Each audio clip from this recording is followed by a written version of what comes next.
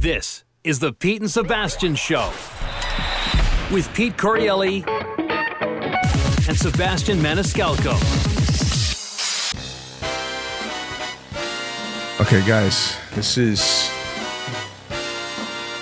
we don't have a lot of guests on the show, but today we have... Well, thanks. You don't have a lot of guests. I appreciate that. No, when we do, it's meaningful. Come on. It's meaningful. Jay Leno is here with us today, and I want to start by saying, Jay, that I don't even know if I've ever told you this, but when I first did The Tonight Show, I was nervous, right? Me too. Well, when you see a guy peeing his pants, you go, hey, wait a minute, that big stain in the front. Yeah, maybe change, come back, So that's, I want to say that was the giveaway, but you're in the business long enough. You go, hey, guys, pants are wet in front. That means, probably a little nervous. Yeah. This is thank you for being here. You are truly a living legend. Well, dear, thank you. Legend guy. Thank you. Thanks for saying I'm old. I appreciate that. No, I'm not saying that. I mean, you were a legend when I did The Tonight Show. Same thing. I was so scared. Yeah. And we'll get into it. I don't want to rush ahead of you. And then you went back out. You did your warm-up, and then you went back out and said, hey, I got a first-timer backstage. If you could, really be receptive to him. So, and I was like, wow, that's cool that you did that.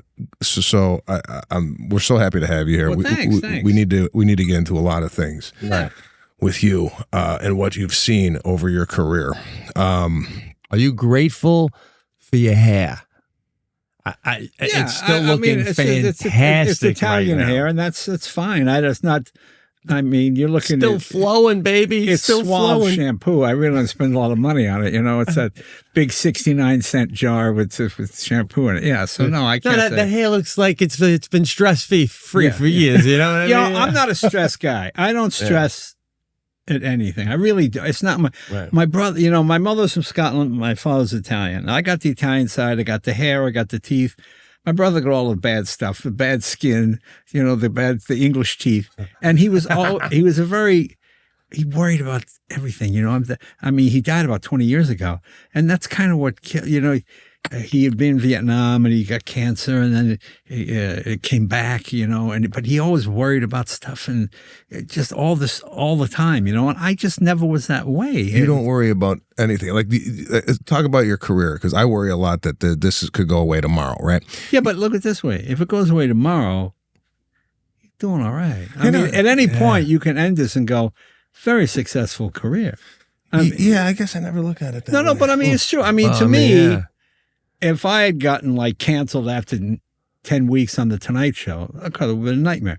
But after 22 years, I go, okay, I kind of proved it. If you don't like me, you don't like me, but you can't say I didn't accomplish something. You know what I mean? Right. So no, I don't worry about it. Well, Jay was saying right before you were here, when you stepped out, that he had did the correspondence and he saw it on the screen 5 times. And again, because you probably just did it and didn't worry about how they took it. I'll tell you, first time I did, it was a Reagan. So I got to go in there. Oh, how cool is that? And before being shot or after being shot? No, after being shot. Okay, all right. Post-shot. Well, I'm thinking material-wise. No. Guy's shot. You got so much to work It probably with. wouldn't be tasteful to do dead president material. But I'm standing backstage, I'm just standing like in a green room pin. It's General comes in. It's got all these. He goes, hey, you a comedian? Yeah. This is the president of the United States. You understand it? That is my commander-in-chief. You don't make fun of him. You don't denigrate. And he's poking me in the chest, And I go, well, sir, I'm not. But no, I don't want to hear it. He gives me this big lecture. And he leaves. I go, oh, man. I'm saying. And then George Shultz, remember him? He was Secretary of Defense. He comes in. I don't want to say he was drunk, but he had a drink in his hand. He goes, Leno, come here. And you get out there, you nail Ronnie's ass to the wall. I go, well, this general, I don't care about, he works for me. He works for me. You go, that thing on Reagan's head, you think that's his hair color? You think it's hair color? I go, I don't know. So, I'm like, oh man, what am I going to do? I got yelled at by one guy, and then this Schultz comes out. But I remember the opening joke, and this really made Reagan laugh. I said, I want to congratulate Nancy Reagan on being named Humanitarian of the Year. I'm glad she beat out that conniving little bitch, Mother Teresa. You know, and Reagan, whoa! And Reagan fell out of there. I went, oh, I'm okay. I'm okay. Oh, So man. it was okay. So yeah. Right. That's, I guess on some level, it's really just another corporate gig, and you have like the CEO going, you can make fun of the boss, don't worry. Yeah, right? yeah. Well, it is like a corporate gig, but in a lot of ways it's worse because, I kind of remember when I hosted Saturday Night Live, during the rehearsals, guys would do stuff, and half the guys would laugh in the room, and the other guys wouldn't do anything. And I remember saying to one of the I said, "That's pretty funny. Why? Well, guys only laugh at their own stuff because you laugh at the other guy's stuff. It's like your stuff wasn't any good, and their stuff is better." So it was so competitive. Wow. And everybody kind of like when I did the Tonight Show, I hired everybody for a year. I said, "You're in for a year, okay? So just take your time. It's going to take a while to find the voice, but don't worry about the job. Just worry about writing jokes and stuff, okay?" But Saturday Night Live, every 13 weeks, you didn't know until like your contract came in. It didn't come in. I get it. You know what I mean? It seemed like, I'm not knocking Saturday Night Live. It's a great show. I'm just saying it was a very tense place. The writers were always like on pins and needles and worried. Yeah. And I guess that worked for them. But to me, I just wasn't comfortable with that. So we had the time, we just kind of hired a guy for you, and everybody kind of relaxed and took it easy, and it just made it a little easier. Yeah. It's the same thing though. Years ago with stand up, like there are certain times when like I stopped like hanging out around comics that I felt like were just negative all the time, and like worried about, are we going to make it? Are we not going to make it? And that kind of would take away from my creativity. So. And that's just doing stand-up. Right. So when you're writing on a show and you're sitting there. But I've always been a huge believer in low self-esteem. That's the key to success. If you don't think you're the smartest person in the room. Yeah. I've known comics that have gotten shows and they go, "No, I don't like this lighting." I don't, well, you're not a lighting director. To me, hire the best director, hire the best lighting person. And listen to them. If they say you suck, well, you must have sucked. Why would they say you suck if you didn't suck? Why get mad if somebody says the show sucked? Okay, tomorrow we'll do better. Whatever. And that always worked for me, because, most people can't do anything. Some people can do one thing. I can do one thing. I think I can tell jokes. Oh, okay. I don't think I'm a lighting guy, or I'm thinking for the joke for the moment. I'm not thinking long range. So a lot of the people, let people plan that stuff out. I just hired the best people could. Let them do the job, and it worked fine. Because I think we've all been on shows where everybody hates the boss, and they don't care if they lose a job as long as that prick loses his job. You know what I mean? We've all seen, and my show was kind of like that too for a while. When I had the first manager there, she just went a little crazy, and I had to end that relationship. But yeah, that's the thing. You just sort of. I'm not even sure what the question was. But yeah. All right, man. Spring is almost here. It is time. Get ready for the season ahead with quality shades built to last. Our friends over at Shady Rays have you covered with premium polarized shades that won't break the bank. Shady Rays is an independent sunglasses company offering a world-class product rated 5 stars by over 300,000 people. Make it 300,001. Because I use them. They're great. Their shades have durable frames and crystal clear optics, making them the perfect choice for all outdoor adventures. Listen, these glasses don't just look and feel great. I wear mine when I'm biking, and even when I'm not biking, I wear them when I'm hanging. Just want to look cool. And if your shades go MIA or they take a hit, don't sweat it. They've got a lost and broken protection, so you're covered from day one. Wear your Shady Rays with confidence because they have your back long after you purchase. Maybe you run into the ocean, forget you have them on, do a head-first dive, lose your shades. Don't worry, they got you covered. And if you don't lose your shades, exchange or return them free within 30 days. There's no risk when you shop. No risk. So if you don't like them, you can return them anyway. Exclusively for all our listeners, Shady Rays has given their best deal this season. Head to shadyrays.com and use the code THECAST. That's all one word, THECAST, for $20 off polarized sunglasses. Try for yourself the shades rated 5 stars for over 300,000 people. Shady Rays, baby. Go get them. ShadyRays.com. Let's get into a second, because I was in line with the legendariness. And Sebastian was mentioning earlier about, like, I can't imagine he must have spoken with everybody. But just meeting, on a level of meeting, did you ever meet the Pope?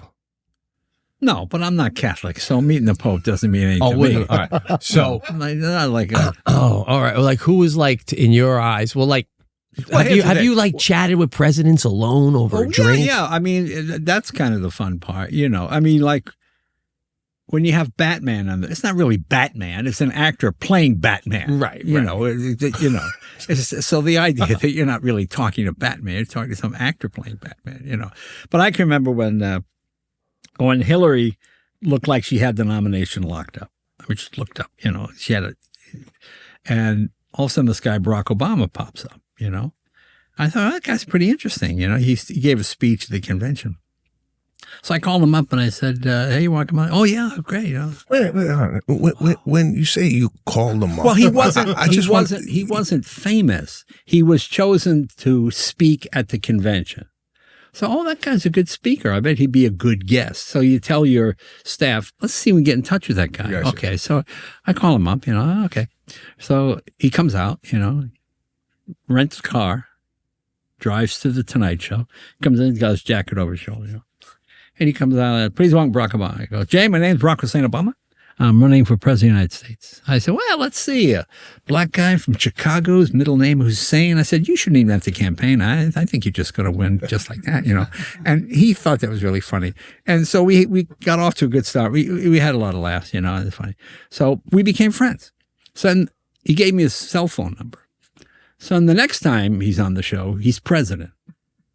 And by that time, when you'd come in that big 12-acre parking lot, it was all tented. So when the presidential limo came in, a satellite could not see what building it went into, you know. So, okay, so all this kind of so now see, you're like you come from a neighborhood, so do I. You have the same idiot friends you had when you were in 8th grade. So I'm telling my friends, you know, hey, you know, Barack Obama gave me a cell phone number. Hey, let's call him up. I go, okay, he's president of the United States, okay? I'm not going to call him. No, you don't have it. You don't have it. I do have it. You shut up. You know, okay, now it's just like, I wouldn't have this fight with anybody, but since it's the guys you grew up with, you know, it's just so stupid. Yeah. So I said, all right. And what's it? It's noon. That's 3:00. Okay, that's not late. Back. Yeah. So I dial the phone. I got on speaker. Ring. Oh, hello. Yeah. You know, he says, Barack here. Mr. President. Yeah, Jay Leno. What can I do for you, Jay? Should I lose this number? Lose the number, Jay. Click, and he hangs up. Oh, yeah, it was really funny. It was really funny, yeah. Oh, man. But then you got your proof, though. Yeah, I mean, that's kind of cool. I mean, that's now, have you ever been invited to Martha's Vineyard since then? No, I never. You don't seek it out. I've been to Martha's Vineyard. But I know, but like, you never, like, you know, went paddleboarding with Barack or anything like that? No, you don't really go, hey, what are we doing this weekend? Right. Okay, he's president of the United States. But now that he's not, I'm saying, like, I feel like there's so many people that you should hang out with. Should I invite myself? You should. Everybody would have you in. No, You're you should. Living legend. Not really. Right. I disagree. I think you could be golfing with Clooney tomorrow if you wanted to. I don't want to golf. I don't play golf. I know the cause, loving the cause. Yeah. No. It's just low self-esteem. That's the key. Just mind your own business. No, I don't. But I don't really hang out. I'm not. You know what it is? The great thing about being in the Tonight Show was I could be in show business without being in it, in the sense that I could observe everything without doing coke and banging hookers and all that crap. I could like to me, I love Charlie Sheen. I don't want to be Charlie Sheen, but Charlie Sheen makes me laugh. Yeah. You know, one day we got Charlie booked on the show. I get this call about 4:00. We tape at like 5 at then. I go, Jay, it's Charlie. Oh man, listen, the limo got T-boned. Are you okay? Yeah, I'm okay. It caught fire. It's okay. It's not a big deal. I said, well, listen, listen, don't worry about it. I said, I can get Rob Schneider or Tom. I'll get somebody if it. Don't worry about it. Oh, thanks, man. I appreciate it. Thanks. So I said, well, Charlie had a limo. What? Yeah. So, TMZ, everything's on. I don't hear anything about it. I said, give me the limo driver, will you? Joe? Yeah, Jay Leno. Hey, what's up? Did you pick up Charlie? No, I'm outside the house, but he hasn't come out yet. I go, you didn't get T-boned? He goes, what? No, he said he got T-boned on the one. I'm thinking, okay, this is like the kind of lie an 8-year-old will tell. You know, like there's a monster under the bed. You know, the kind of thing you can check in a second, you know? So I called you. I go, what are you doing? What? I just spoke to the limo. I said, we'll do it. You know, he was high. I don't know what he was doing, but it just made me laugh. It's such a stupid. Don't tell me something. Oh my God, is he okay? You know, we got people. Yeah. What are you? We're not going to check. One of our guests is in an accident. The car is on fire. Yeah. You know, yeah. Well, that's true. He's probably going, I can't believe you don't check. I didn't think you checked. I'm making a call. Yeah, I mean, but that's what I love. I mean, I could be around that without being. That's great. You know, like I stopped going to the Comedy Store, and I love the Comedy Store, but, you know, Sam Kinison would come in, he'd have his guns, and he'd be doing coke, and I'm thinking, you know, I don't want to be here when this place gets raided, because I'll get dragged in, and I'm sure I don't do coke, but I'm sure I'd have residue or something. You know, there'd be some, no one thinks you're innocent if you're not. Yeah. So I just told Mitz that, you know, I didn't go back for 30 years. I really didn't. Yeah. I just said, I'm a comic, you know, people lose sight. That's why it's a business. I mean, you do it the right way. You go, you work, you go home. I mean, that's the trick. I enjoy it. I enjoy being around it.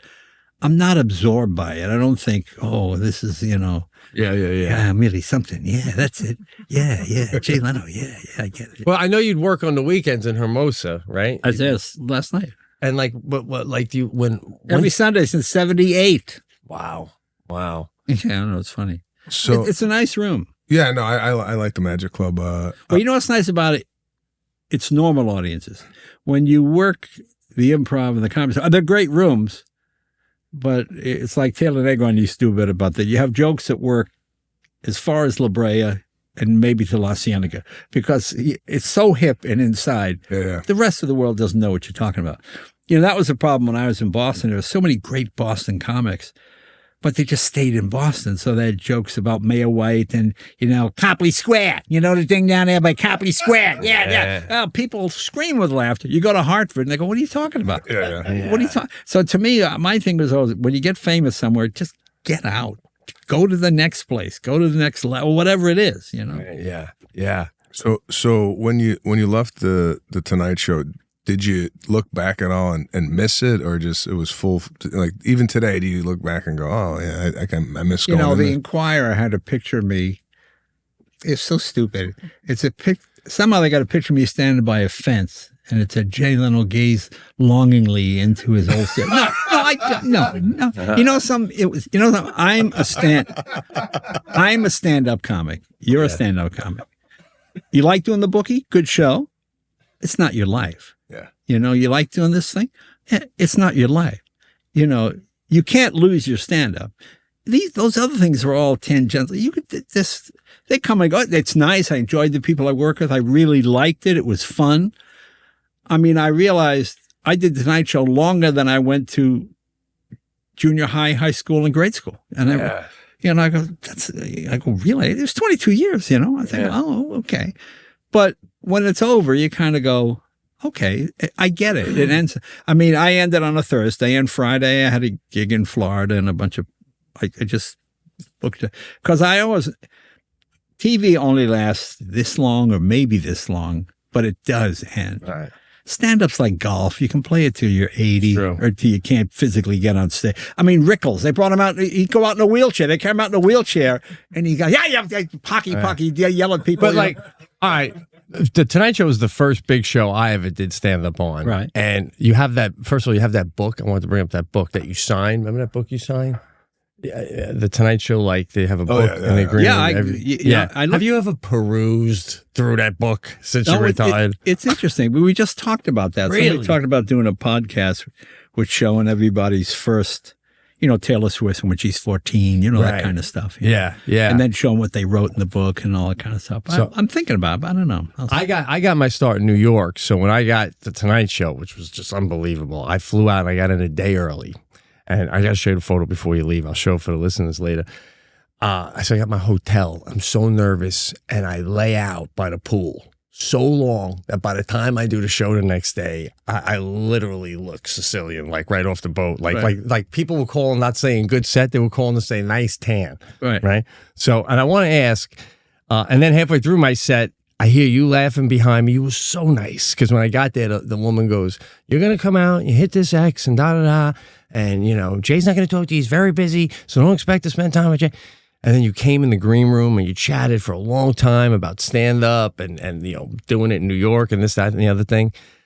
And then I'm up there and I'm doing a joke and I hear you laughing. And it's probably kind of like how you said that time happened on Fallon. I just couldn't think of my next joke. And I was like going blank. And now I'm freaking out and I'm like, oh my God. And they had a board where they write your jokes on it. Right. And the thing is, you get the Tonight Show, I don't even need the board. I've been practicing this in every club in the city. But then all the lights are on. I hear you laugh, and I'm having an out-of-body experience. I'm like, oh, wait, the board. And I just take the next joke. And like to an audience member, you barely notice the hesitation. Right. But for a comic, oh, yeah. Oh, God, it was like an hour and a half. Yeah. I always say, if you think you're going too slow down. Yeah. But do you notice that in comics when they come on, how nervous they are? And or, when they get a laugh. There's this thing that happens with Tonight Show or any TV audience. They applaud. So now you have to kind of wait. In a club, they don't applaud a joke. They laugh at a joke. So they go, hey! If somebody hits a sign or something there, and then you see people get thrown. Yeah, so that's kind of funny. All right, guys, picture that thing you've always wanted to learn. Now picture learning it from the person who's literally the best in the world at it, because that's what you get with Masterclass. And this year, learn from the best to become your best with Masterclass. Don't just talk about improving. Masterclass helps you actually do it. Masterclass offers over 180 world-class instructors. So whether you want to master negotiation with Chris Voss or think like a boss with Martha Stewart, Masterclass has you covered. There's over 200 classes to choose from, like learning to shoot hoops from master shooting basketball extraordinaire Steph Curry. Anything you want, it's there. Every new member, too, comes with a 30-day money-back guarantee, so there's no risk. And right now, our listeners will get an additional 15% off annual membership at masterclass.com/thecast. Get 15% off right now at masterclass.com/thecast. Masterclass.com/thecast. 15% off right now. What are you waiting for? What's your take on appearance, like as a comic? And it's true, because you're a comics comic. How important do you think it is, your look? Like, do you have to have a certain look? Here's the thing. You know what I mean? There's nothing funnier to me when I see actors play comedians in movies, because they're watching themselves. They're on stage, but they're in the audience watching themselves to see how they look. Do you think Rodney Dangerfield ever cared what he looked like? Yeah.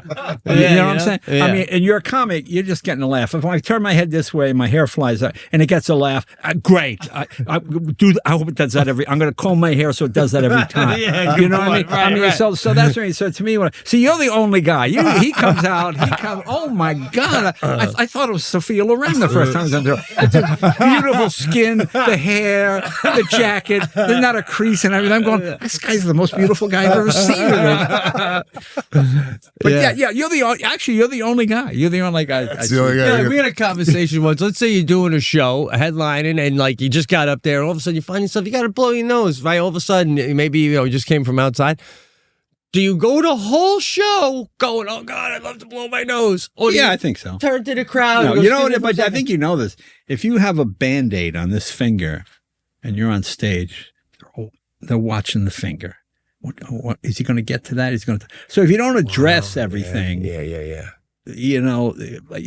says when we ever see a comedian, they have, especially they have a beard or something. Oh, is it going to be? They could talk about the beard. It's always right.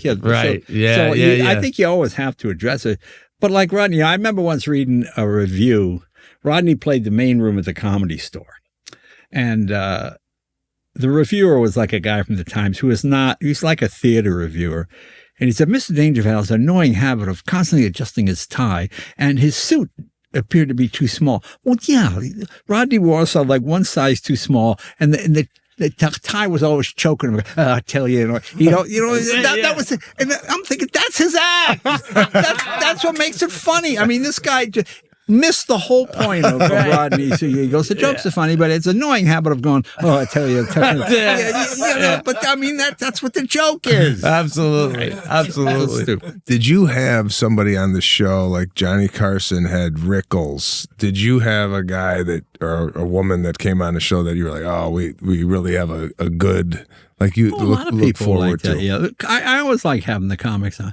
Rodney, because, when I was a kid, I'd watch Rodney with Johnny. And my favorite times are when Johnny would play the straight man.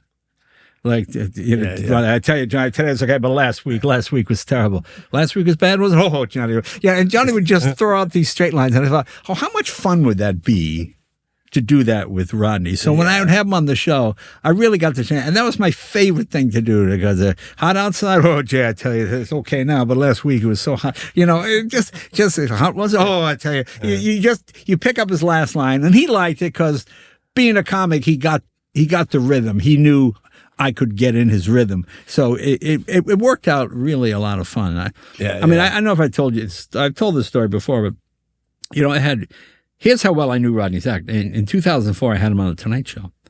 And he was like... I'm sorry. How do you remember dates? Like 2004? Well, I'll tell you. I'll tell you why. Because Rodney was in his 80s at this point. And slipping a little bit. Not enough that I think an audience would know. But as a comic, the hand wouldn't come all the way up. It would just go to here.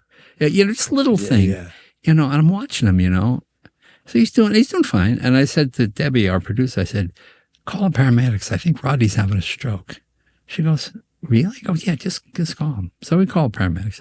And Rodney sits down. Rodney goes, oh, Jay, I'm okay today, but last week, And he's just sweating more. I mean, really sweating, But he did okay. And he finished the segment. The show ends. He's in the dressing room. By this time, the paramedics show up. And I just got on the direct. I said, Rodney, can the paramedics look at you? What's up? I thought maybe he had a stroke. I'm fine. Well, he did have a stroke. So they take him away in a stretcher. Okay. So he's in the hospital. And Joan, his wife, calls me. Says, Jay, you got to come out to the hospital.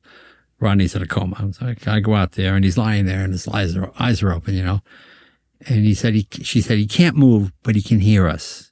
So I'm telling him how much we love him, how great he was, letting us work Dangerfields. I lived in the storeroom behind the stage for 2 weeks. My wife and I slept there when we were in New York playing Dangerfields because we couldn't afford a hotel. So we were sleeping there with all the cans of spaghetti sauce and everything.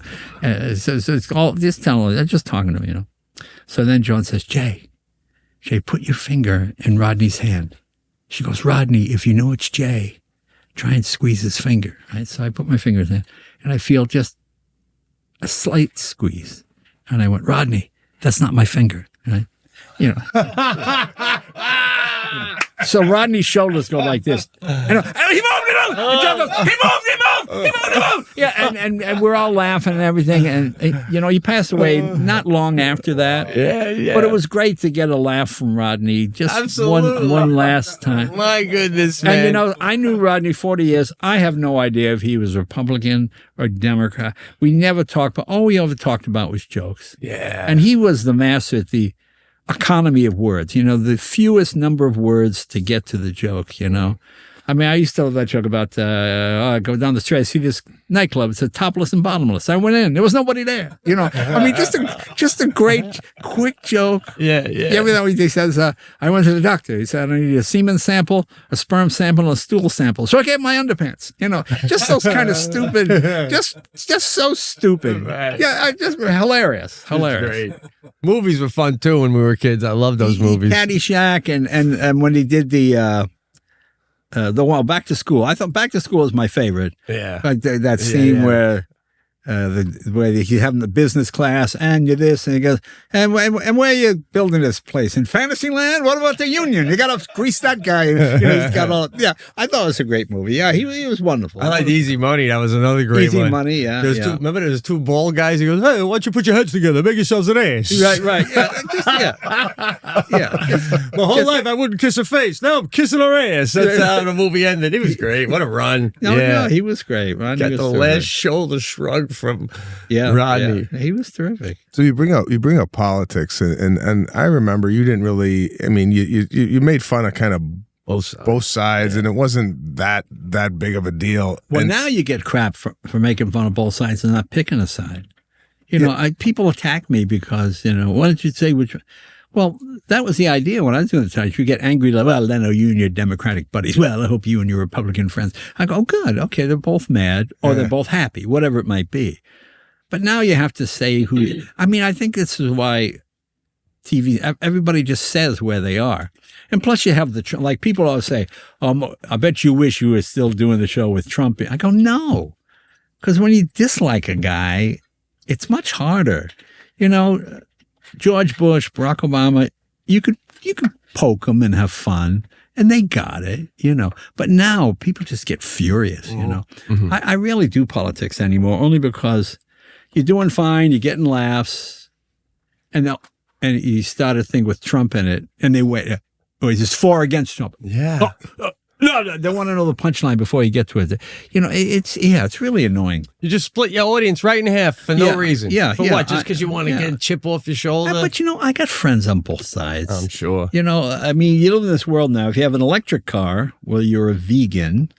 And, you know, and if you have a gas car, you like guns and Trump. Right. Well, no, you can have an electric car and own a handgun. I mean, you know what I mean? It's just, I mean, but that's the world you live in now. It's like this crazy. You immediately assign this, that, you know, so yeah, it's a little stupid. So. Well, I mean, you come up in the day of comedy where, you know, comedy was comedy. Now you're working rooms and it's a completely different animal. Do you at all edit what you think is funny or? Well, you know, times change. I don't find it that big a problem. You know, if you want to go back to the 30s, even in movies, people did the most racist jokes. I mean, you know, or if the audience doesn't laugh, that's your cue. I mean, when I was a kid, women drivers were a big thing of comedy. Yeah. You know, Bob Newhart told me once he played a college. And he says, so this is a rather nervous driving instructor meeting, whatever, Mrs. McGillicuddy, learning to drive for the first time, 80 years old, you know. And as soon as he said, Mrs. McGillicuddy, he heard, boo. And he go, what are they booing? What are they booing? Well, because it was a woman. But it was an old person learning to drive. It just as easily could have been a man. And he told me he didn't catch it at first. Why are they booing? It's like, oh, he's being sexist. You know? Yeah. I mean, so. I was watching a Kirk Douglas movie in my hotel yesterday, and he smacked the woman in the face. I'm like, oh, yeah. Whoa. I felt it on my feet on the bed. Yeah. You remember Sean Connery told Barbara Walters about slapping it? Yeah. Oh, yeah. He was a tough guy. Yeah. One of my favorite guys. Man. You know, 1953, he was third runner-up Mr. Universe. Did you know that? No. Yeah. Oh, he was the perfect example. He was a longshoreman. He'd fight you at the drop of a hat. You ever heard of a gangster named Johnny Stompanato? You know that name? It does sound familiar. Johnny Stompanato, I think, was dating Lana Turner, and he was. That's why I read about it. A tough gangster. Wouldn't let it go. So right? Lana Turner is doing a movie with Sean Connery. Yes. And I guess she's flirting with Sean Connery. So Johnny Stompanato shows up on the set, puts a gun to Sean Connery's head. Don't mess with my woman. Sean grabs the gun, whacks him in the head with it, takes out the bullets and goes, "You don't bring a gun to my workplace," and throws the gun back at me. Oh, yeah. Totally. I read about that recently. That's great. He was a tough. And the funny, you know, he'd come on and go, Jay, what's the latest filthy joke going about, Jay? You know. So I'd tell him the joke, and he would laugh like a pirate. I mean, so loud, literally, that the news crew upstairs would come down and go, "Hey, can you keep it down?" You tell Sean Connery to keep it down. I'm not going to tell him to keep it down. And he was the only guest. You know those stupid showers they had in NBC in the dressing rooms. The shower was like this big. Nobody ever. He was the only one. He would go in there. Oh, Scotland! Da, da, da, da. He'd be singing, you know, and it's at the top of his lungs. I'll be in Scotland for you. La la la. And people go, "What's all the noise?" It's Sean Connery. You go tell him to stop singing. Oh man! Yeah, he was. I love that guy. He was a great guy, and a really tough guy. But you know, the idea was you take this thug You put him in a Savile Row suit. You have him talk about expensive wine or something, and suddenly he's James Bond. It was to me, he was always the best because he was like the most dangerous Bond.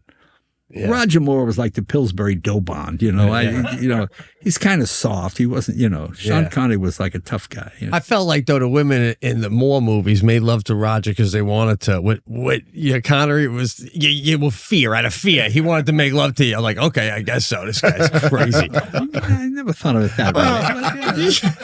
This could be a kind of homoerotic situation. I think you may be speaking more for yourself than, what can I do? Sean had me pinned down. So I don't know. I can't prove that, of course. I'm just saying. Well, listen, before I forget, I want to ask you, you were talking about tough guys. You were obviously a legend on the scene in New York and Boston specifically.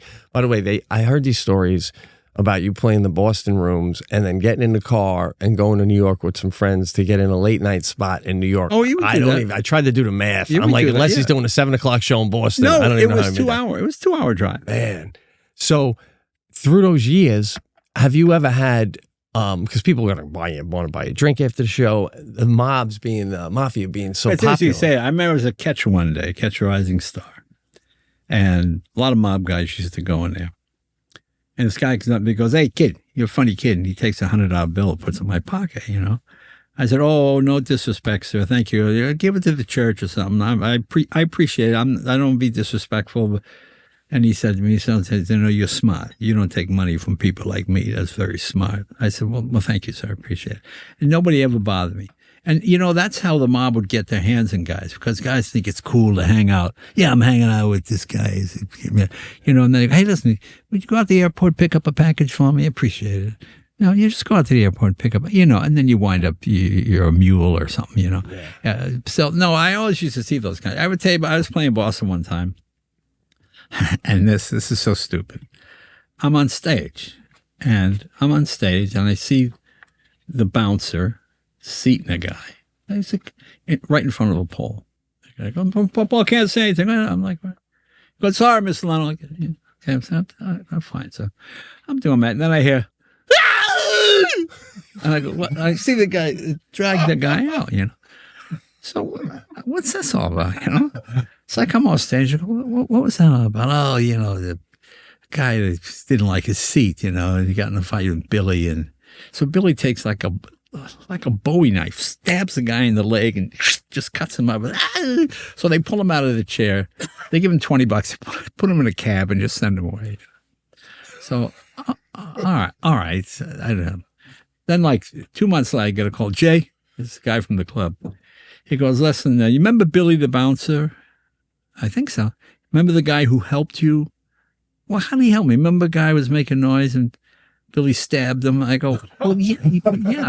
Well, yeah, but that really didn't help me." He goes, "Well, what's the problem?" He goes, anyway.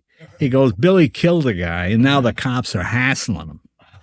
And I said, "Gee, you think the cops would hassle real criminals instead of guys like Billy?" And this guy with that beat goes, "Yeah, exactly. That's what I'm thinking, I mean, it never occurred. He killed a guy. He killed a guy, and he got arrested. They wanted me to testify for him." I go, I don't know him. He stabbed a guy who didn't like his seat. Okay, that didn't really help me. I love how you say that. Listen, it didn't really help me. I didn't do a bit off of that. Right, exactly. So it's like, oh, geez, Oh, man. Jeez. Was it prevalent in when you're doing Vegas? The No, mob? not so much for me, but the generation before me. I would ask Rickles about it, and I think he was scared to death. He says, "I don't talk about it." Because you remember Maury Amsterdam on Dick Van Dyke Show? Remember him? No, I don't remember. Did you ever watch the Dick Van Dyke Show? But it was about comedy. There's Rose Marie and Maury Amsterdam. Maury Amsterdam was a stand-up, and he got a job playing like the George Costanza part, like on Seinfeld, with Dick Van Dyke. But he got his start because Al Capone saw him in a club, and Al Capone said, "Hey, you're funny." Al Capone put him in all his clubs in Chicago, and that's how he got famous. Wow. Doing stand-up, Yeah. Yeah. That's wild. Yeah. Did you have any? Did Frank Sinatra ever come on the Tonight Show? I work with Sinatra. Did you open up for him? Yeah. How was that? Was that like I was more Dean Martin, Tony Bennett. Dreesen is the Sinatra guy. He's got all the stories. I didn't really like it because it was one day it's Mr. Sinatra, next day it's fine. You never. I don't want to go in, but am I a friend? I'll go in. I never quite knew where I stood. And he did have a, Frank had a temper. We were having dinner one time at Bob Newhart's house, and a log, they had a fire going in the fireplace. Yeah, how a log slips and kind of rolls out, and Frank, what the hell's going on? It's like, oh, geez. So I quickly pick up the log, and I put it back in the thing, and Frank's, what the hell's going on? And it's like, oh, okay, Rickles going, why'd you pick up that log? I go, well, no, it rolled out. I just picked it up with the tongs. It's not that big a deal. But I mean, everybody was so on pins and needles. It's just, Tony Bennett, I love Perry Como. I work with all the Italians. It was great. Perry Como one time, my mother really knew nobody in show business, but she knew Perry Como. And we were playing the Chateau de Ville in Framingham, Massachusetts, And I said to Perry, Perry, my mom's in the audience. Oh, where's she going? So my mom's sitting there, My mom is the shyest person. So Perry Como goes off the stage, takes her hand, kisses her hand and sings, Ave Maria or something to him. I was in show business for now instead of, I'm wasting my life. Now I'm like, oh my, I mean, that was like, oh, right. My goodness. Then I introduced my mother Franks to Dean Martin and oh my God. Yeah, really fun. I'm still blown away that you're by a fire with Bob Newhart and Sinatra. I'm still back on that story. Well, it was just funny. It was just funny. Anyway, but that's what I mean. Dean Martin was my favorite because he was just a regular guy. He didn't have a temper. He didn't even drink, really. That was apple juice, when really you watch him on the show. Well, yeah, you can't be whacking back scotches. Rehearsals go, all day, 12 hours. You got to do the thing 10 times. You can't keep drinking all that stuff. Well, I'm saying in Vegas at night with the boys doing those shows, there's apple juice in there too. That's a little disappointing. I don't know. I didn't work with. I mean, I did work with them, but I mean, I wasn't. Yeah. I wasn't in the Rat Pack kind of. But he seems like he had the same demeanor as you in that he's very related. We're just telling jokes. We're having a good time. Let's not make a big thing. Joey Bishop was in the Rat Pack. He was probably the least famous. And he was an odd guy. I had seen him as a kid. I used to watch the Joey Bishop show. I'm not much older than you. I don't think you were born. I think it was on in 1959. You weren't even born, right? No, 73. Oh, 73. Hilarious. Not much older. Jesus. Anyway, okay. So I thought, I'd heard a story that Joey Bishop used to open for all those, and Joey Bishop and Sinatra called Joey Bishop one time and said, "Hey, listen, somebody fell out, whatever it was. Could you come do the thing in Vegas?" And Joey said, yeah, it'll be $50,000. And Sinatra said, well, it's a favor, just come on stage. He said, oh, no, I get it.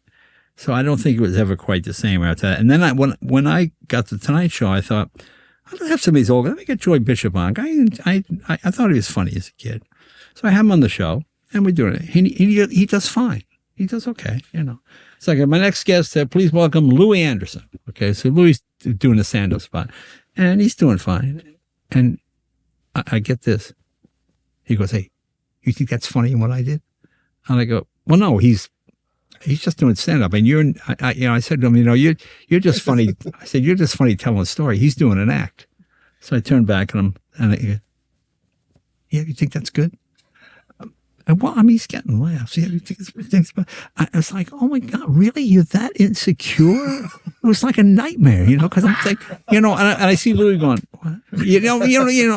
Because I try to focus on the guests when I'm, and I'm getting this. He's thinking, and then Louis sits down and Joy's kind of not rude, but just dismissive, didn't say, "Hey, really good." I mean, he's a young comic. Encourage the kid. What are you doing? It was just such an odd, weird. Yeah, I know. That still exists, though, man. I mean, that's fascinating. That it's almost cathartic to know that they were doing it way back then. You know what I mean? Like, I couldn't imagine when, like, some of these prop acts came along and that got popular. It's always been the same. Yeah. Comedy doesn't change. Jay, it's why don't they do that anymore? Have the guests stay out. I felt like it was here's the kind of funny party. I'll tell you the reason that is.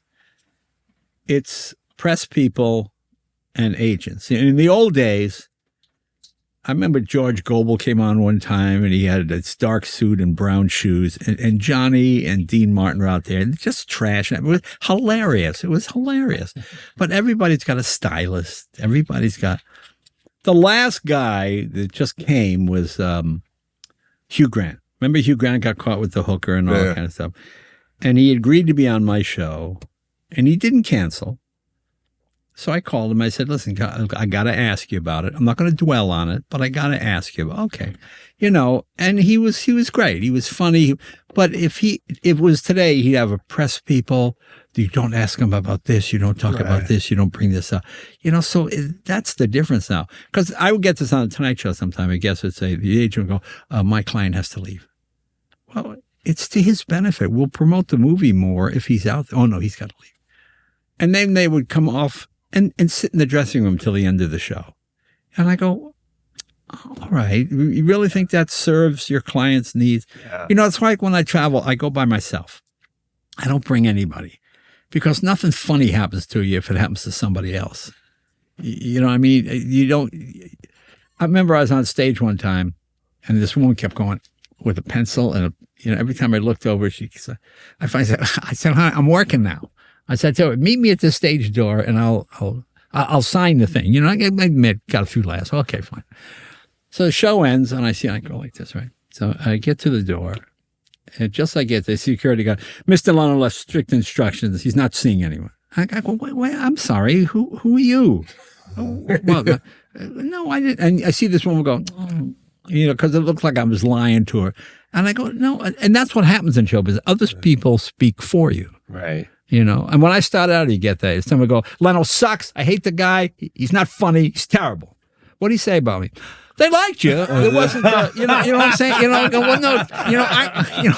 want to know the real answer. Yeah. I want to know what the story, don't give me some, so. Yeah, that's why I just go. This way I find out, I see how many people actually came and, Yeah. I used to work those kind of clubs where you'd sell out and then you'd see the owner quickly putting some folding chairs up, and go, those are my break-even seats. If we sell those, you can go into percentages. Okay. Yeah, I saw you putting the chairs up after the people. Yeah. It's hilarious. By the way, that when you had Hugh Grant on, that put him back in a good place in everybody's eyes. It was very charming. It was a famous moment. That would have been it's men behaving badly. It's not cocaine. It's not drunk driving. It's men being naughty, and it's handsome men being naughty. You had a great line. I can't remember if it's to open said, what the hell were you thinking? Yeah, boom, and then that's it. And then the whole thing was deflated. Yeah, and that was pretty much it. And he was great. He was really funny. And, he said, it was me. I was being stupid. He's just being a guy. Okay. Yeah, he's a guy right there that if you're ever in England, you could call. He would go play. He'd do anything with you. He's a lifetime pass. I don't know. You just I don't know if he would, so stuff. I never called him when I went to England. Kept his career on track. Imagine I'm sitting home and go, hey, Hugh Grant, I'm at the airport. Can you come pick me up? Listen. He's turned to his family. It's the guy. Remember with the thing? He kept my career on track. No, but, in show business, you have a lot of acquaintances. Yeah. That's true, right? It's not like friends are going to pick you up at the airport, So is there a genuine friendship, would you say, with Rickles and Clausen? I think comics, Seinfeld and I, awesome. I think comics have a bond that you just sort of get, So, and there are some people you kind of always know, well, this guy's a little bit above me, so I'm not going to go. You kind of know where the pecking order is. Yeah. You sort of learn, or you learn quickly, and then you realize, what happened there? Right. So it's amazing how much of that stuff doesn't change, though. In a lot of ways. That's because it's called human nature. It doesn't. It takes eons. It takes years to go by before you get those. Just did an hour with you, and you're going to walk away thinking I want to make love to Sean Connery. That really bothers You're still me. bringing that up. I love the fact that that's still on your mind. That how did he know? How did he know that? How did he sense that from me? Was I too obvious? Just the fact you've come back to it. A year from now, I really didn't have a thing for Sean Connery. How many countries have you performed in? Not a lot. I mean, no, I don't really. No? I don't really. Yeah, no, not really. Can I ask you this? Oh, yeah, sorry to ask you. Have you ever done one of those gigs where somebody with a ton of money is asking you to do a private show? Yes. For 15, 20 people, just or whatever it is. Yeah. I did one last week. Super Bowl. So how many people? About 100. Can you imagine having guests over? We're going to go out to the tent now. Jay Leno's going to be doing an hour stand-up. No, the guy said, I'll give you $10,000 a minute. I said, okay. He said, can you do 20 minutes, half hour? I said, yeah, I'll do 25 minutes. Okay. And he gave me $250,000. Yeah, but are you up there 25 and go, oh, my friend wants something? No, it's the same show you do at the Comedy Magic Club. Could you go along and make a few more bucks for yourself? No. I mean, I didn't sit and go, oh, no, it's went a minute over. You owe me another. No, believe me, whatever you get, fine. When you get that kind of money for the same show you do for free, you use your head. Don't think, hey, you owe me. What? I got 2 different watches. Okay, my watch says. Does that come with a meet and greet after the show? No meet and greet. No meet and greet. Oh man, that is legendary. No meet and greet. But again, it's the same show you do for free, so it all balances out. Yeah. We all do benefits. You do, for the Heart Fund or whatever it is or something. You do those for free, and it all kind of it balances out. Yeah. We were talking about. In my particular situation, I'm not really in the popular group of Hollywood. I'm kind of on the fringe. That's so funny that you say that. Everybody in Hollywood says that. I remember. Listen to this. This was groundbreaking. No, listen. It's all one day I go in to see Mel. Now, this is Mel Gibson before all this anti-Semitic stuff. When he'd done Braveheart. And I went in and I said, hey, man, good luck with, hope you get the Oscar. He goes, they're not going to give it to me. They don't like me. I'm not popular here. I don't fit in with this crowd. And I mean, exactly what you're saying. But I think that's what makes you a performer. You're a performer because you really don't fit in anywhere. So you're constantly looking for the place where you fit in. And when you get laughs, I'm fitting in right now. This is okay. This is good. And as soon as you come off stage, you think, well, I don't really fit in here. It's not really my thing. But I'm the same way. That's what I meant when I was hosting the Tonight Show. That's what I liked about it. The people came to me because I didn't have to go to them. So okay, if they're coming here, they must like me. Okay, but I'm not going to their house later for drinks or anything like that. Yeah. It's that. I mean, that's kind of where you were going with it. But I think that's what makes you a comic. Is that part of being a comedian? I think so. You're just not comfortable. You don't fit in anywhere, really, except on stage by yourself. That's it. It's soul. And you really shouldn't, though, right? Because anyone could be in a bit at any given moment. Yeah. That's what it is. But what were you going to say about that? I was saying, like I went to the Super Bowl, but I was seated with, in the seats, and the popular people are in the suites, right? I'm not in that group. Good. Yeah, I know. I'm not saying. When you're in that group, you know what you wind up? You wind up doing jokes about. I'll give you an example, okay? I'm not going to say who it was, but I had a big star. I've told this story a million times, but we're talking, doing a thing. And during the break, we're just talking to a commercial. He goes, Jay, cars, I want to get a sports car. What's good? I said, well, this latest Ferrari that just came out is really good. And he went, but everybody's got a Ferrari. I said, okay, first of all, everyone does not have a Ferrari. I said, if you ever said that publicly, you would be taken out in the street. You'd be beaten to death. I said, most people have never seen a Ferrari, let alone have one. And I said, what do you just live on Sunset Boulevard? We get off the main road once in a while. He goes, and then he realized how stupid it sounded. I said, but that's what happens when you're up in that suite. Yeah. Now you're doing jokes about, blah, blah. They only wanted, $5.8 million for this house. I thought that was fair. Well, no, most people don't have a $5.8 million. No, now you're not even relating to people anymore. Yeah. No, I'm not saying I want it. I want to be up there. I'm just saying I think it is part of being a comedian that we're always kind of on the outside looking I know, in. but you have been up there. You've been invited to those circles. I have. And to be honest, you're right. There is. You play Madison Square Garden. You sell it out. That puts you in that crowd. Yeah. And people look at you and go, I'm never going to get to know that guy. It's the same. Everybody's always like, yeah, it's the same. It's all the same. I guess when you put it that way, it's like, who wants to be in a suite? I mean, Leno just put it to bed. See, here's what you do. They gave me free tickets and I didn't even go. So see, that's when you're not. Not a sting. Now it's back to a sting. Now it's a sting again. That's Leno's way of saying, don't worry about that. But just so you know, I could have been in the box.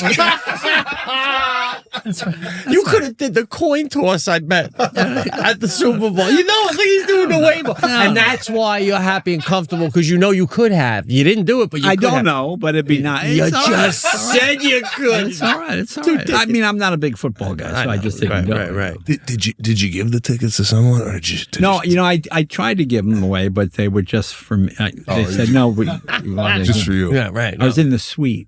I had 2 seats in the front of the top of the suite. I would have gone just to look down at Sebastian. Sebastian! Slow! $10,000 a minute. Yeah. Come on up. Oh, man. Do you think Wayne Newton, the only reason he went to the bowl is because Leno canceled?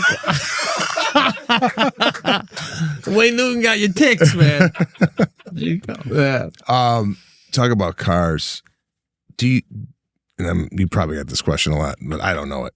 Do you have a favorite in your collection? No, I got 206 cars on the road, please. So 206 cars. Every week I put another sticker on. Okay. Yeah. Oh, man. So there's not a car where you go, like, let's say if there's 365 days out of a year, I took this one out. Well, I just, if I do one oil change a day, it takes me 18 months. So I try to do one oil change a day. Wow. And you work on these cars. Yeah, I enjoy it. That's what I like to do. When you work your hands, it makes you appreciate how easy it is to make money talking. Yeah. You take a transmission out, your hand's bleeding and you smell like transmission fluid, and you make $80, maybe $150 to take transmission out. Or you can stand on stage and talk. And so to me, it's like I go to Vegas. People, do you gamble? I go, no. Because I'll go over there and talk and make money without investing any money. So I don't have to use money to make money. I'll just go over there and talk, and the people give you money. It's wonderful, wonderful. Now, I gotta ask, when you're like, as I tinker in my garage, not in cars, I like wood. But anyway, have you ever messing around with a car and you stop for a sec because you came up with a bit and you just write it down in the garage? Like, is the mind kind of always going? Oh, yeah, I think that's what you do, isn't it? Yeah, that's what's... I was just wondering if you're ever a pad and pen kind of a guy, still in the moment. I mean, you look for those things, I was telling the guy, I have a place in Rhode Island. I've told this story, but I always go to this Joe's Pizza. This is why I do stuff myself. So I always go to Joe's Pizza. So one day someone says, hey, this new shop on Broadway opened at Nicholas Pizza. Oh, okay. I'll give it a shot. So I get there. There's a little bit of a line, So I'm standing in line. And Jay, what's up? Joe. What? Joe's Pizza. Hey, Joe, how you doing? He goes, what are you doing here?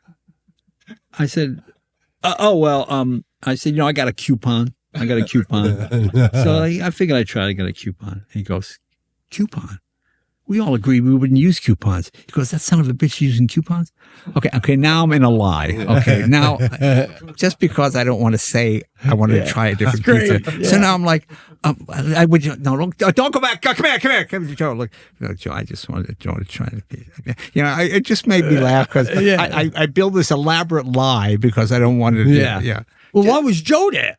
Yeah, what's Joe doing there? I think he was just scoping out the competition because it was a new You're place. like, Joe, I was going to come back and tell but you. see, those kind of things are funny to me. Like one time, Keeping it regular. I love that. I did a show for McDonald's, company. So they gave me like a big stack of Happy Meal coupons. And I'm always people, well, before I eat anywhere, I should use these up before I go there. So I'm driving like a fancy car, the SLR Mercedes. It's got the doors that come up, So I pull into McDonald's. I wouldn't know. I said, give me 2 Happy Meal coupons. And one goes, you're only allowed 1 Happy Meal per coupon per visit. He goes, no, Mr. Leno, since it's you, I'll talk to him. I go, no, it's fine then. Just give me no. So the matter, Mr. Leno, what's up? He goes, Mr. Leno, our policy. I understand. He said, can you pull off to the side here? Okay, so I pull off to the side, and the door comes up like this, So kids see the door come up. Oh, and all these kids run over, And the guy goes, no, Mr. Leno, our policy is just 1 thing. I hear this kid go, it's Jay Leno. He's like arguing about a Happy Meal coupon. I go, okay, I'm not arguing about, I have these free coupons. The guy goes, no, we'll let you have 2 this time. I go, no, it's fine. And now I'm in this whole thing. And I'm thinking, this wouldn't happen if I send somebody out to go get me some food. Yeah. You're right. And that's what I mean. Because most comedians, all the funny stuff happens in the first few years, wouldn't you say? Yeah, well, we all have funny stuff, but our funniest stuff is still, the stuff with your dad and the gopher and all. I mean, all that, it kills me because it's so real. It can only be yours because it only comes from you. And then you get to the point where now you're writing new stuff, but it's based on a different life. You can, you can afford to buy the thing. Well, you're right. I think all the great material comes out of the experiences you have. Like, for example, I went to Universal Studios with my family. Right.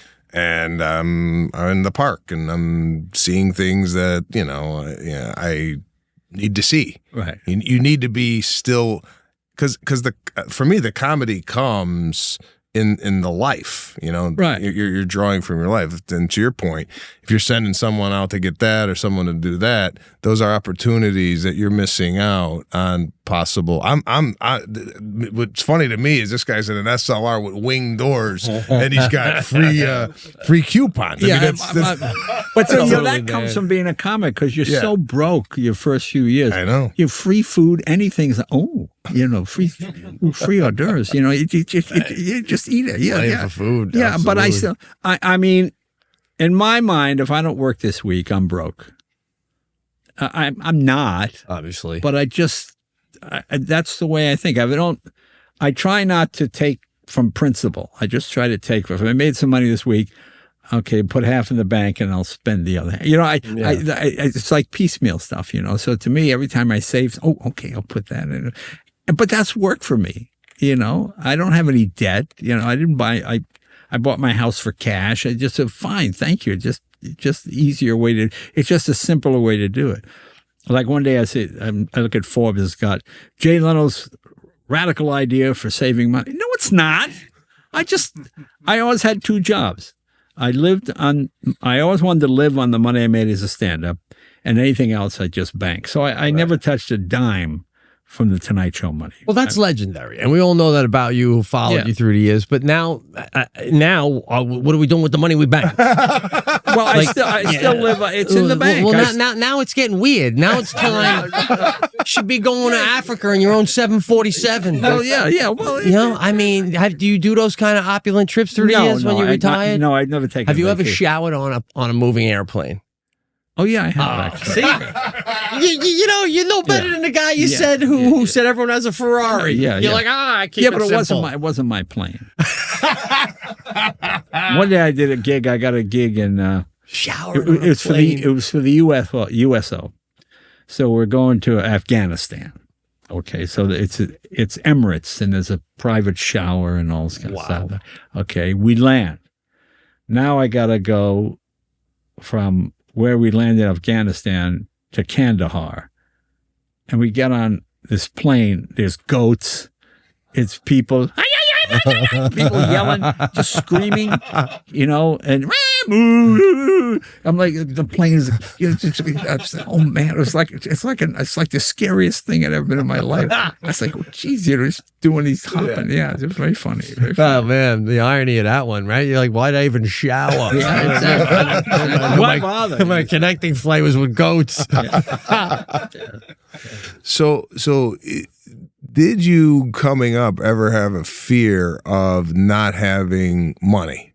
And I still have that fear. Oh my God, bro! Have you been listening to the last 10 minutes? No, I know, but can you give us any advice now that you have lived a life and looking back, you go, I wish I would have maybe, because we're always in fear, like could end tomorrow. Right. Do I have enough money in the bank to last the next 35 years? But like, in looking back, do you go, what the fuck was I worried about? Everything's all right. Or no, I think you still feel that way. See? Yeah, no, I the wisdom coming off of Leno is But unbelievable. I still feel that way. Again, the beginning of the show, he said he doesn't worry. Well, Yeah. no, I don't worry because I'm always Man. Grounded man. It's like, to me, I don't do specials because I always want to know where my act is. I mean, I was lucky. I was on TV every night for 22 years. So if you know who I am, then you know what I do. So I can go someplace. I've had people go, God, I saw you last year, got all new material. No, I don't. You just have a really bad memory. Wow, when you that's do interesting. 90 minutes, Yeah. maybe 40% is new, but you have certain staples. That's like, if you're a singer, you sing your hits and you put the new stuff in and that's, so I always know what's going to work. Like people say, now, what do you do when you go somewhere and you just bomb, you just die? Well, it doesn't really happen. I don't like to say it doesn't happen anymore, but it'll be adequate. It won't be great. I'll think, it didn't work that well. And people go, no, I thought it was fine. Oh, okay, that's fine. It isn't like the idea that a joke that always gets a laugh suddenly doesn't get a laugh. It just doesn't get as big a laugh, or they're not paying attention, or there's some other reason they're drunk or something. So you can... It's still getting a quality show at any given moment. You can still justify it in your head. Awesome. But I've never gone on stage like drunk or high or screwed up or, so it's always been... Because I always know comics, it's not the good shows that get them ahead. It's the bad shows that keep them behind, They go someplace, and with social media, I mean, stuff spreads like wildfire. You do a bad show somewhere, or you punched a patron. I don't know, whatever it is, you're drunk. And then suddenly you're losing work, Or you do an inappropriate joke. And then, see, you never know the jobs you don't get. And you go, boy, I seem to be doing better last year than this year. How come I didn't get that? Oh, well, this happened, whatever, See, I mean, you're smart. You're always consistent. And that's what makes it good, because there's always, when I go on stage, like at the Comedy Store somewhere, if I have to try out one joke, I still do a half hour, because there's always somebody seeing you for the first time. Mm-hmm. And you don't want somebody going, God, that new guy I never heard of. He was funnier than Leno. Because, well, I was just talking. When I would see comics get up and just riff, and just waste the whole set, just, okay, da-da-da-da, nothing, okay. I go, you're a professional. I mean, you do the best show you can. I remember I auditioned for Harris one time. I had jeans on. I was at the Comedy Store. The guy goes, well, you're funny, but we're not going to use it. I go, why? You can't wear jeans at Harris. I go, well, no, I wouldn't wear this. He goes, well, you're auditioning for Harris. We expect people to show us what you're going to do. We assume whatever you show us is what you do at our showroom. I said, okay, so I just wear a suit now. I just wear a suit because I don't know who's seeing me for the first time. And a lot of times I'll get jobs. Oh, we have a corporate event. And okay, would you just like, oh yeah, that'd be good. Yeah. Okay, because you don't know who's watching. And you do that too. I mean, you're always very professional. I mean, I tease you about it, but it is. I mean, to me, it's the professionalism that keeps you in the business. Yeah. I mean, we all know comics that are hilarious, and they all have hilarious stories about bombing at the AT&T convention or whatever it is, but they don't get any more conventions. I mean, you just don't. You're just not working anymore, How many times you see guys get wiped out? They lose everything because of one bad show. So don't do a bad show. Yeah. You're better off canceling than getting up unless your heart is in it, Yeah, I've always often wondered with the comedian in the corporate world, like, oh yeah, listen, you do a corporate gig and there's some parameters. Hey, don't talk about this, don't talk about that. And you respect that and you do it. But then there's some comedians like, yeah, they told me not to do that. And they're going to tell me what to do. And then they do it. And the next thing you know, I mean, word travels in that circle fast. We told him not to do something. He did it. And now but he's you know not what working. it is? There's, I call it the open wound theory of comedy. The guys, I bombed because I was drunk. There's always a reason. It's never they weren't good enough. Mm-hmm. They had something. I had a fight with my old lady and I was pissed off. And there's always another reason why. Yeah. And it's not really a reason. It's an excuse. And I mean, that's why Lenny Bruce, a lot of these guys, drug overdose. Lenny dies on the toilet. Funny comic, but he had that open wound, where you just, and you get around it by going, the ideal thing is, he was really drunk, but he was still funny. Yeah. So now the guy's drunk at every show because he was funny at that, because that's his wound. You know what I mean? So it's a genetic flaw that makes you a comedian. It's not a plus. We just live in a time when it plays dividends. I mean, if this was the Crusades, okay, let's march into Palestine. Who's that guy making the soldiers laugh? Kill him. Kill him. You know what I'm saying? Because, okay, we just live in a time now where, that pays money. Yeah. But back then it'd be, who's that guy? Kill him. Kill him. Just kill him. Okay, he's being disruptive. Boom. That's the way it is, Yeah, that's the way it was. Yeah. I mean, it's so stupid, but it is. I'll leave you on this. Social media. Do you have any pressures to use social media? I don't really use it. I mean, we have it. Someone said to me, you should put some of your jokes on Twitter or something.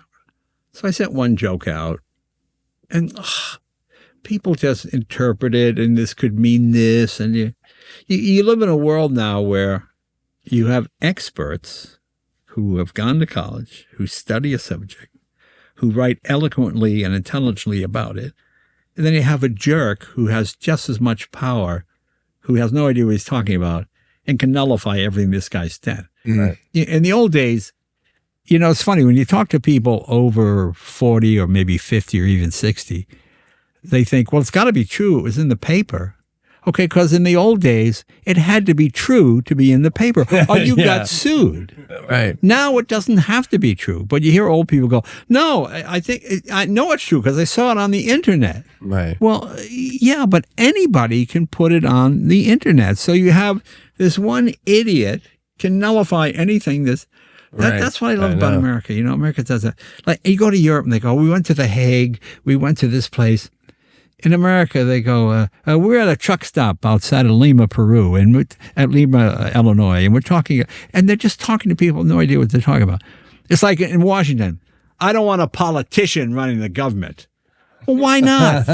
They know what they're doing. You wouldn't go, I want to have heart surgery. But my friend Larry, I've never been to medical school, but I know a little about it. If you just let me do it, just let me do your heart surgery. I want a fresh one with Larry. I want a fresh approach. I know I could get it. That's what I love about you. Guys work in Washington all their life. They know how it works. Whether you like Biden or not, he's been there. He knows all the bodies are buried. He's got all the info. He knows who to go to.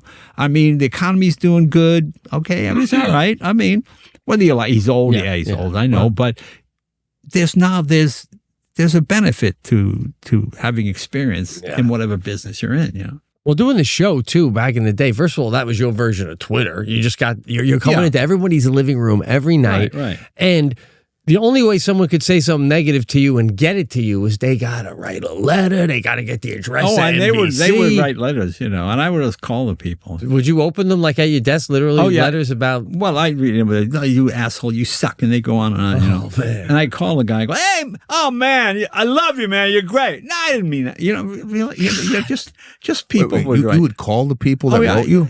Yeah, I call them. But people take the time to write a letter. Right. Most people are illiterate. They can't to write a letter, put a stamp on the letter, go down to the post office, give it to the guy. I mean, it took a lot of. They must really be mad at you. Well, they used to say, every letter was worth 1,000 viewers because 1 out of 1,000, 1 out of a couple hundred would actually be man enough to write a letter, get stationery, get an envelope, fold it, put it in the put the stamp on, drive down to the post office on your way to work or wherever you're going. It's out of your day to put it in the mailbox so that they're either really pissed or they really like you. It's one or the other. Yeah. Nowadays, just idiots can sit home, sitting here eating Fig Newtons. You're just watching TV. You know what I mean? It's just you suck, man. That's how easy they want to make it to vote, and that's very scary. You're just like, yeah, why not him? So well, that's actually why you had electors. That's why back in the day you had these people who was responsible above the average voter, that. So I sort of got that, Yeah. But yeah, that's what it is. You just have any, one negative thing on Twitter can get you canceled. Somebody's upset or hurt or whatever it is. And Johnny used to be. I remember Johnny always used to do jokes about the heartbreak of psoriasis. Remember that commercial? The heartbreak of psoriasis. And Johnny would always exaggerate it. And he got a letter from a lady with psoriasis. Oh, and it makes me so sad when you say these things, and I'm so. He never did it again. He called the lady and he contacted her because you don't think you're affecting people when you do this stuff. Right. But the fact that they actually write a letter, now they just go like this, and you press send, and that's how. Yeah, and that's what you do. And then I sit down and start my morning, do a quick scroll. Day is ruined. Someone says something not nice. You get 10 nice ones, one not nice one, and then not nice one is the one you focus on. Well, you're making phone calls. Exactly. That's crazy. Yeah. Oh, it's great hanging with you. Well, yeah, man. Thank you so much. Thanks, gentlemen. For taking time to come here. Jay Leno, everybody.